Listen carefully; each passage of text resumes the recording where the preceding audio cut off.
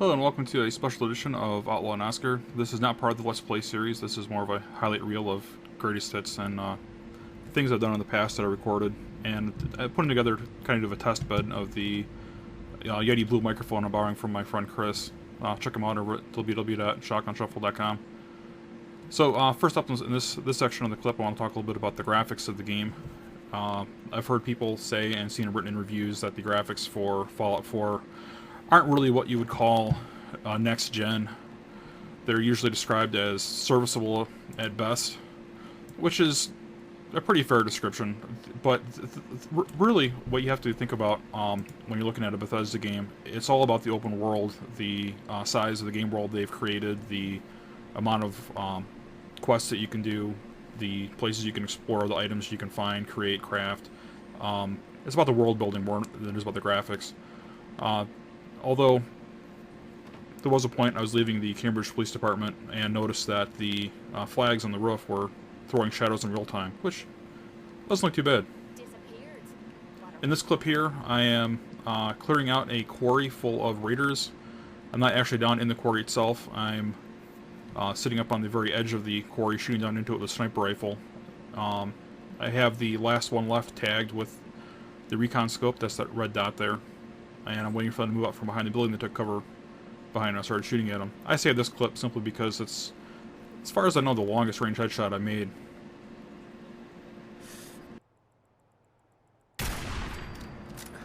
It's kind of fun to just watch the head roll across the corner of the screen.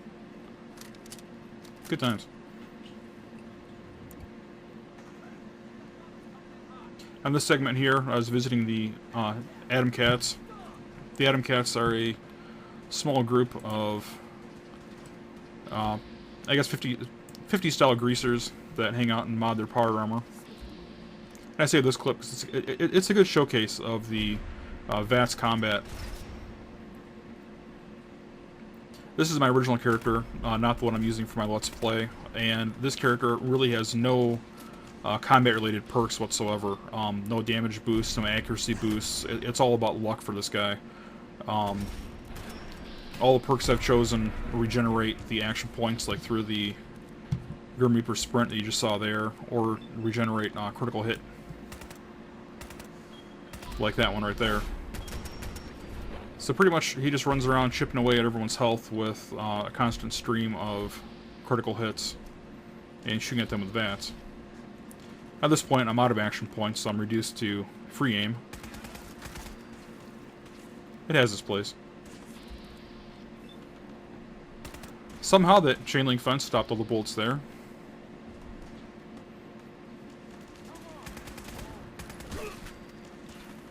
And then we'll wrap up this clip with a nice gory headshot. A physics-defying headshot.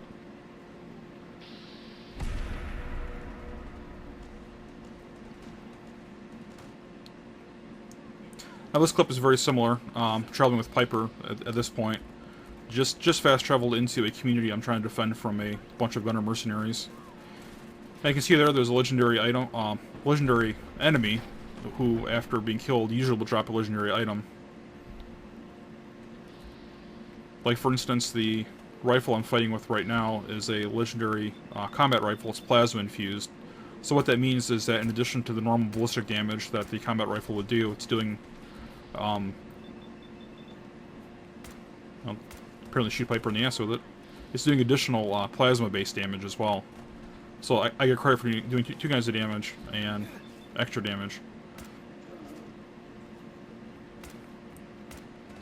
You can kind of see how VATS is not really turn-based as it was in previous entries into the series. It slows combat down. It doesn't really stop it.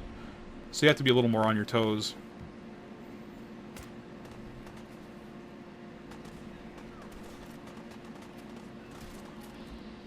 Now, in the case of this rifle, I replaced the normal 45 caliber action of the gun with a 30 caliber mod, which does less damage, but I chose to do that simply because 38 ammo is probably the most plentiful ammo you'll come across, and at this point in the game I've been stockpiling literally thousands of rounds by not using it, so I decided to craft this gun so I could burn through it. and the additional damage it's doing with the plasma infusion, as well as the constant stream of critical hits I'm doing, offsets the loss of damage.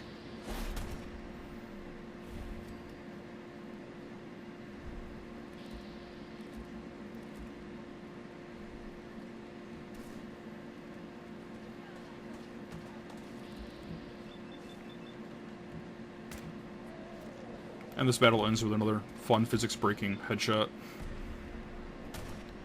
Even more impressive than the last. Almost high enough to lose sight of. And then I'll add insult to injury by looting the body while it's still moving.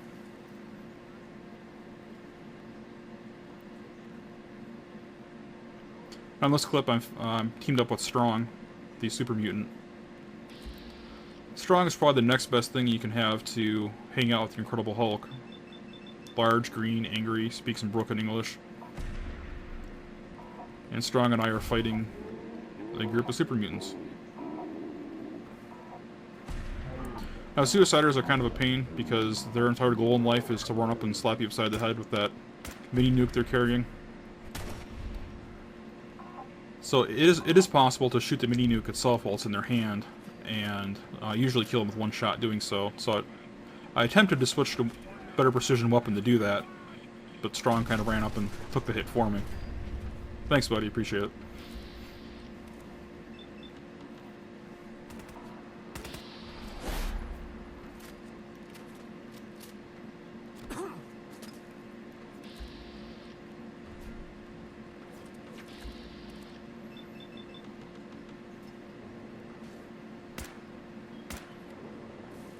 Normally, I'd run up and revive Strong. In this case, he glitched. I can't use Stim Pack to get him back up again.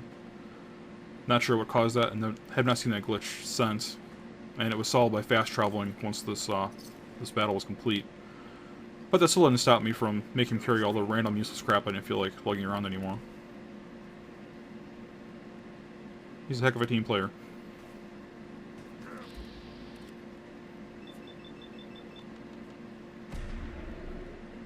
So once again, I'm using my .38 caliber plasma-infused combat rifle to chip away at this guy.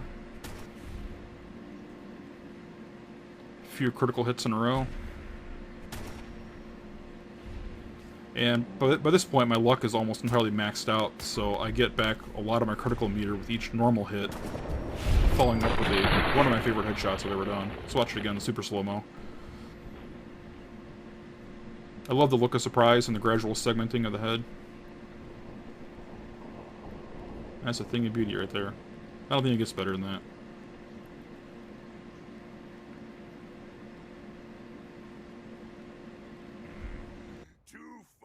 And it sounds like Strong agrees. So that was it. A few of my highlights, testing out the new mic. Until next time.